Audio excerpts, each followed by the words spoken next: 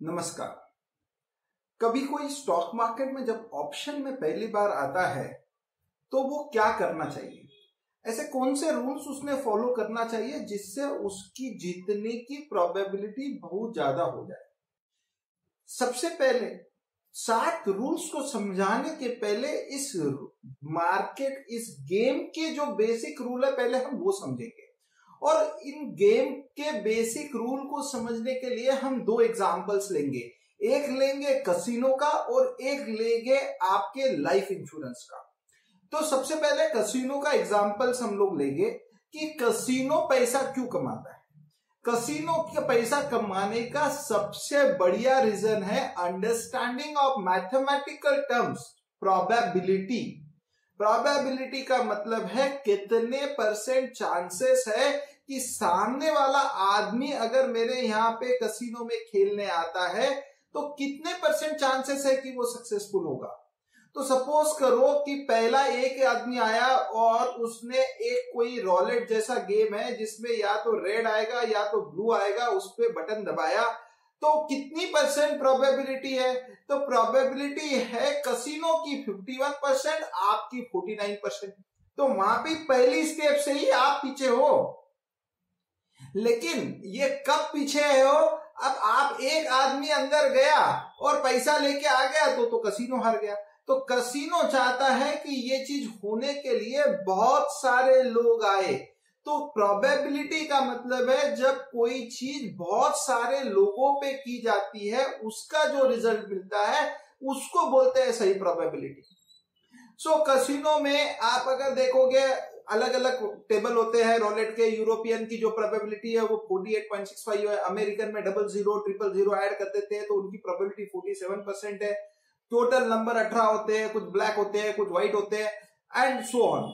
सो पहले स्टेप से ही जीतने की प्रोबेबिलिटी, अगर बहुत ज्यादा लोग आते हैं तो फर्स्ट स्टेप से ही जीतने की प्रोबेबिलिटी ज्यादा कसिनो की है। और कसिनो में बहुत सारे रूल्स होते हैं कि एक black number, even number, odd number, 1 से 18, 19 से 36, 13 से 24, 25 से 26, 1 number, 2 number combination, 4 number combination, 6 number combination, 0, 000। सो उन सब की प्रोबेबिलिटी आप देखोगे राइट हैंड साइड में आपके स्क्रीन पे दिए भी है। सो गेम कुछ ऐसे बनाए जाते हैं, मैथमेटिकल फॉर्मूला ऐसे बनाया जाता है कि जितने ज्यादा लोग इस प्रोबेबिलिटी पे ट्रेड करोगे तो 14, अगर कोई बोला मैं हमेशा 0 भी करूंगा तो 13% ही चांसेस है लोग पैसा लेके जाएंगे, बाकी चांसेस किसके हैं, कसिनो के हैं। और जब यही फिनोमिना बार बार होता है तो जीतेगा कौन, कसिनो।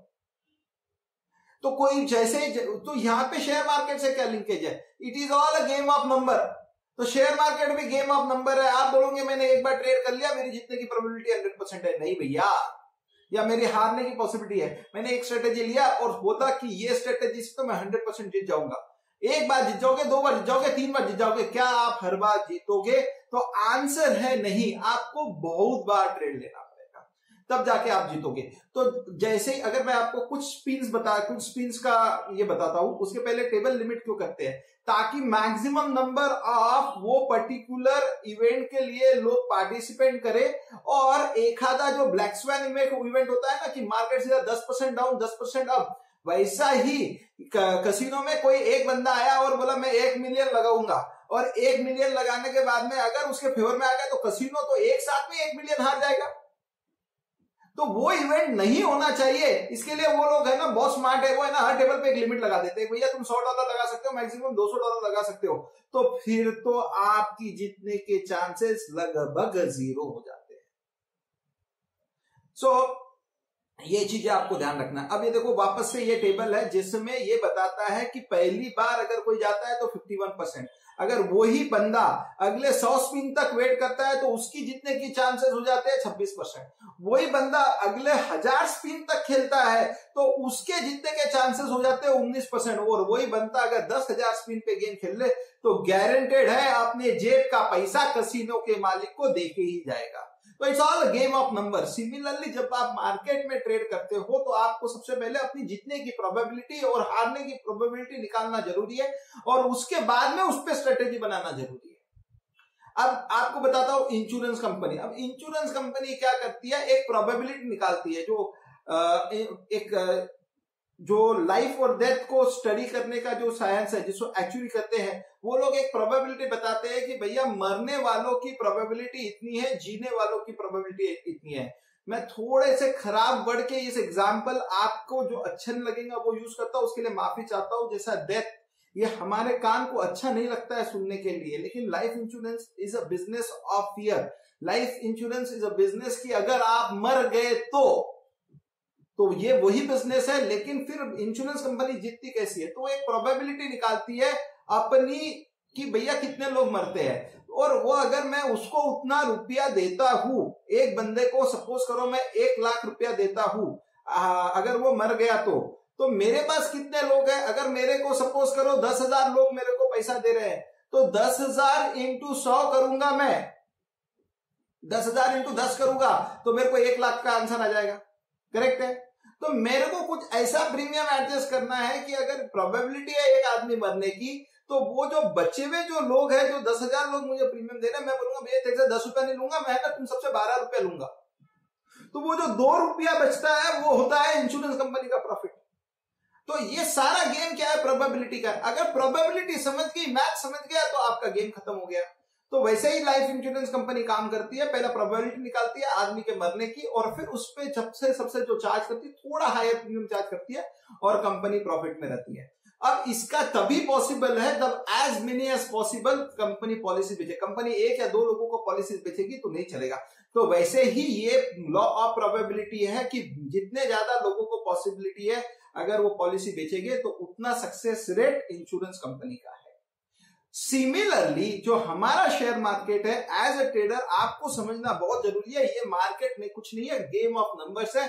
जितना आप इसको गेम ऑफ नंबर्स को नजदीकी से अच्छे से समझने की कोशिश करोगे, उतनी आपकी चांसेस जीत की ज्यादा होगी।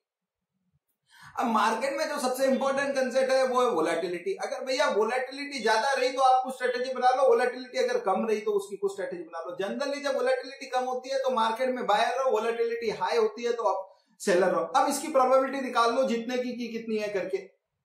तो इस तरह से आप है ना अपना जो बेसिक होमवर्क कर लो, और उसके बाद में शेयर मार्केट में आओ। जब इसके बाद में इतना समझ गए कि भैया मेरे को एक स्ट्रेटेजी पे चिपक के रहना है, वो फेविकॉल का जोड़ है वाली बात है, एक स्ट्रेटेजी को फेविकॉल का जोड़ लगाने की जरूरत है। सो ये 7 स्टेप्स है जो आपको फॉलो करनी है। अगर आप ये 7 स्टेप अपने लाइफ में फॉलो करोगे तो आपको एक एज मिल जाएगी ऑप्शन ट्रेडर में सक्सेसफुल बनने की। तो सबसे पहला है एक डेडिकेटेड लिस्ट बनाओ शेयर की, जिसमें ऑप्शन की लिक्विडिटी है। मतलब लिक्विडिटी का मतलब ऑप्शन में लेन देन बहुत आसानी से हो जाए। 10 से 15 शेयर को ही बस ट्रैक करो, उसके बाद में 11वां शेयर भी ट्रैक करने की जरूरत नहीं है। तो ये है रूल नंबर 1। रूल नंबर 2 है, जो भी आपकी लिस्ट है उसको दिन में 2 बार देख लो कि भैया कोई मुझे अपॉर्चुनिटी मिल रही है क्या ट्रेड करने की। ये है रूल नंबर 2। दिन में बस 2 बार उसमें नजर उड़ाओ, और अगर आपको अपॉर्चुनिटी मिलती है तो उस पर स्ट्रेटेजी बनाओ। अगर आपने ये देख लिया है, आपको स्टॉक मिल गया है, ये बहुत जरूरी है कि उस पर सेलर साइड की स्ट्रेटेजी बनेगी कि बायर साइड की। तो इसके लिए इंप्लाइड वोलेटिलिटी देख लो, क्या आपकी इंप्लाइड वोलेटिलिटी एवरेज वोलेटिलिटी से ऊपर है या नीचे है। अगर वो एवरेज वोलेटिलिटी से ऊपर है तो आपको सेलिंग स्ट्रेटेजी बनाना है, और नीचे है तो बाइंग स्ट्रेटेजी बनाना है। तो ये है आपका तीसरा नंबर रूल कि आप उसकी जो स्टॉक है उसकी वोलेटिलिटी चेक करोगे, और फिर उस पर डिसाइड करोगे कि बायर बेस बनाएंगे कि सेलर बेस बनाएंगे।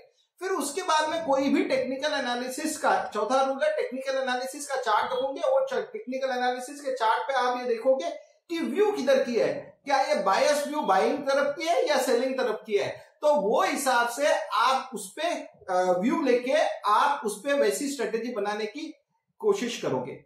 ये 4 चीजें आपकी फुलफिल हो गई। मैं वापस से रिपीट करता हूं, लिमिटेड नंबर ऑफ स्टॉक्स, वो लिमिटेड नंबर ऑफ स्टॉक्स में आप देखोगे दिन में कोई अपॉर्चुनिटी मिल रही है क्या।